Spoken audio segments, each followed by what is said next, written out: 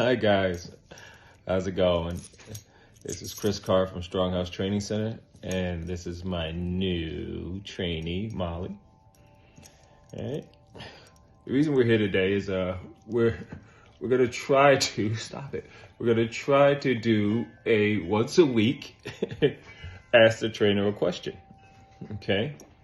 We're gonna keep them short and sweet, because I like to make things simple for the dogs to understand, but I also like to make it simple for the owners to understand.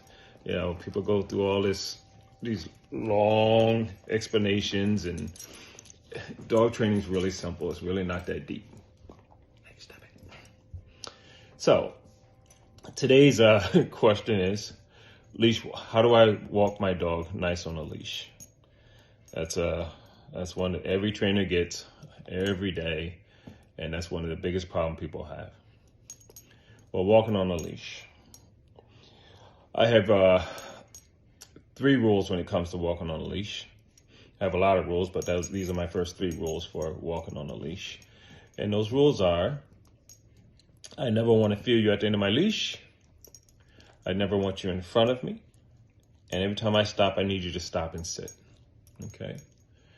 Now, when my puppies are young, my rules are a little more strict. Just like when you have a child, the rules have to be a little more strict to keep them safe. And it's the same thing with my puppies. As they get older, then I can start to relax those rules. So when I'm teaching a dog to walk on a leash nice, my dogs just have a driver's permit, just like a kid has a driver's permit. Then when my dog gets better and I can take my dog anywhere, and my dog still doesn't pull me on a leash, then my dog gets a driver's license. So then I can go to the park and let my dog walk the way it wants to walk in front of me without pulling me. No matter whether it sees a person or another dog, I don't get that bad behavior. But my dog has to earn that right. Just like if I'm walking in the city with my kid, it has to earn a right to be able to walk in front of me or without me holding their hands.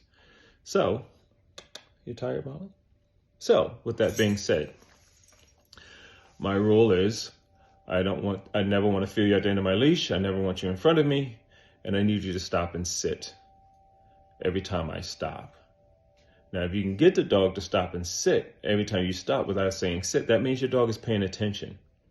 I draw a line in front of my body, and my dog's head is allowed to cross that line. The dog's collar is not, because once the collar is past that line, now your dog is in front. And a good way to look at that is if you, at any given time, you want to make a 90-degree left-hand turn. If you can't make that turn without tripping over your dog, that means your dog is either leading or you're holding it back, but it's not in a heel command. And that's exactly what we call it, a heel command. So the heel is by your left side, left or right, whatever you choose, but it should stay on the same side. So whatever you choose, a walking dog for me is on one side, behind you, or next to you as a team. You're walking as a team. And again, no pulling.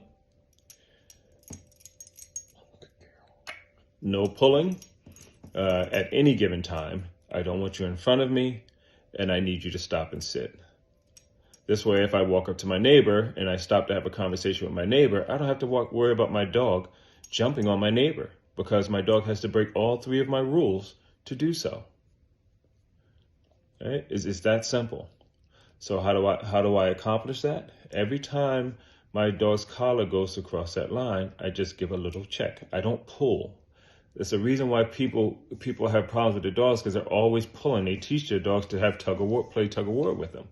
I give just little checks and teach the dog that you're crossing that line. You're crossing that line. Stop it. You're crossing that line.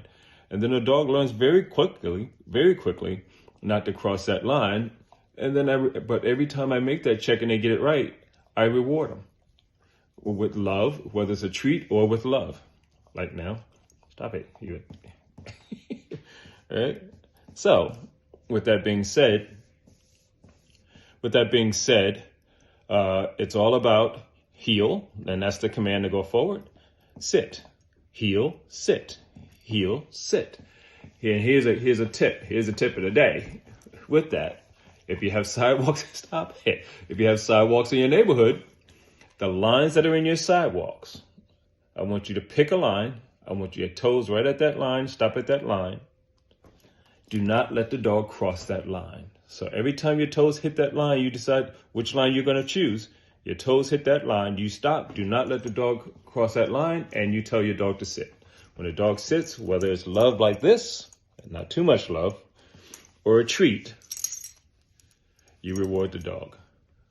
And I say not too much love because if you give too much love, you're going to make your dog break your command.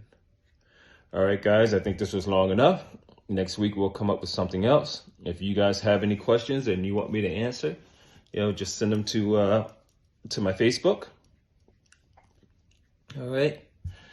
And I enjoy doing this. Again, if you have more questions, just let me know. Signing off for today. Say bye, Molly. Bye.